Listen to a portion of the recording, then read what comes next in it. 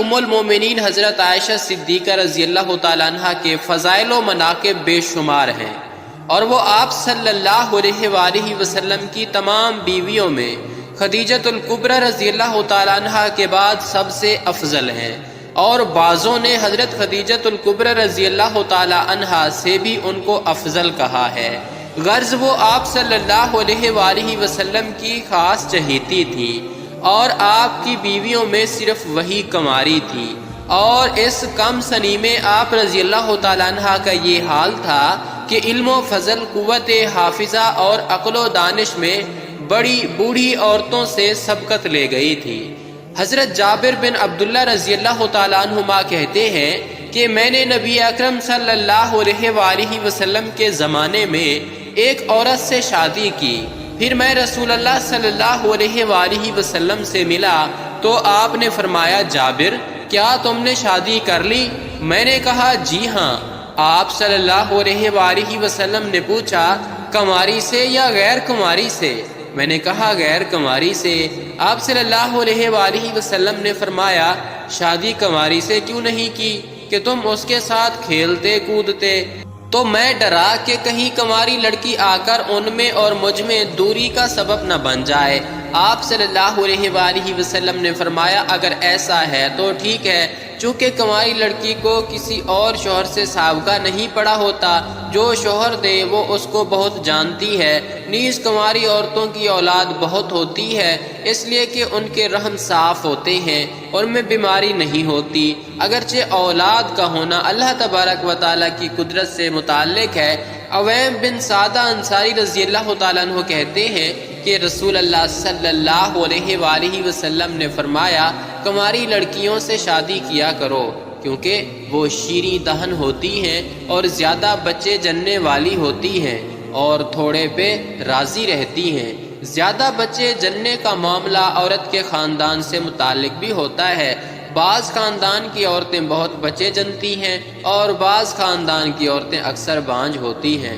حضرت عائشہ صدیقہ رضی اللہ تعالیٰ عنہ نے بیان کیا کہ میں نے عرض کی کہ یا رسول اللہ صلی اللہ علیہ وآلہ وسلم، فرمائیے اگر آپ کسی وادی میں اتریں اور اس میں ایک درخت ایسا ہو جس میں اونٹ چر گئے ہوں، اور ایک درخت ایسا ہو جس میں سے کچھ بھی نہ کھایا گیا ہو، تو آپ اپنا اونٹ ان درختوں میں سے کس درخت میں چرائیں گے؟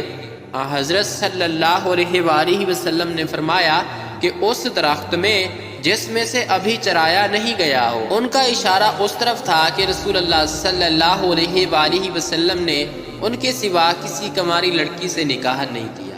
حضرت عبداللہ بن عباس رضی اللہ تعالیٰ عنہما کہتے ہیں کہ رسول اللہ صلی اللہ علیہ وآلہ وسلم نے فرمایا، غیر کماری عورت اپنے آپ پر اپنے ولی سے زیادہ حق رکھتی ہے، اور کماری عورت سے نکاح کے سلسلے میں اجازت طلب کی جائے۔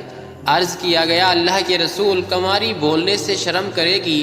تو آپ صلی اللہ علیہ وآلہ وسلم نے فرمایا، اس کی خاموشی اس کی اجازت ہے۔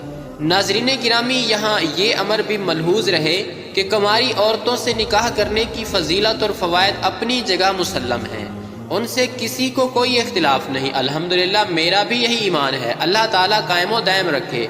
اسلام نے ایک دوسرا حکم بھی ارشاد فرمایا ہے، مفہوم یہ ہے کہ جن عورتوں کے خاوند انہیں چھوڑ جائیں، یعنی شہادت یا وفات کی وجہ سے یا کسی ناچاکی کی وجہ سے، خلو یا طلاق کی وجہ سے، تو ایسی عورتوں کے سرپرست ان کا نکاح کر دیا کریں، تاکہ معاشرہ بے راہ روی کا شکار نہ ہو۔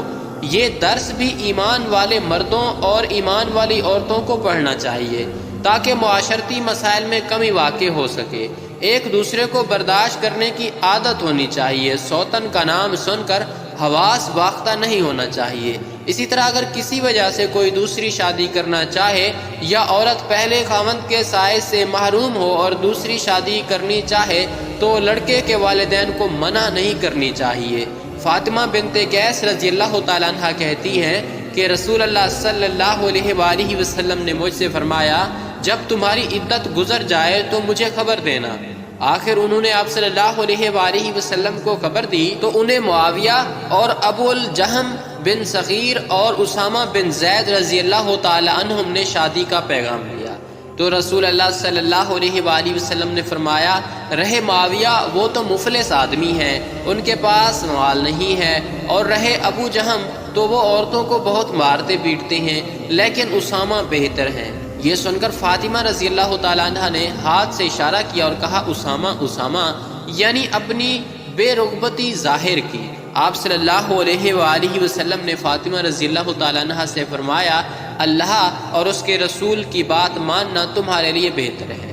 فاطمہ رضی اللہ تعالیٰ عنہ کہتی ہیں آخر میں نے اسامہ سے شادی کر لی تو دوسری عورتیں مجھ پر رشک کرنے لگیں۔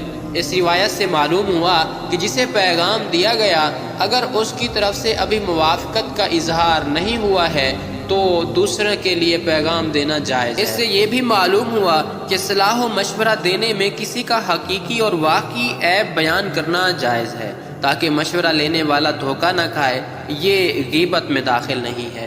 اللہ تعالیٰ اس مسئلے کو سمجھ کر عمل کرنے کی توفیق عطا فرمائے، آمین یا رب العالمین۔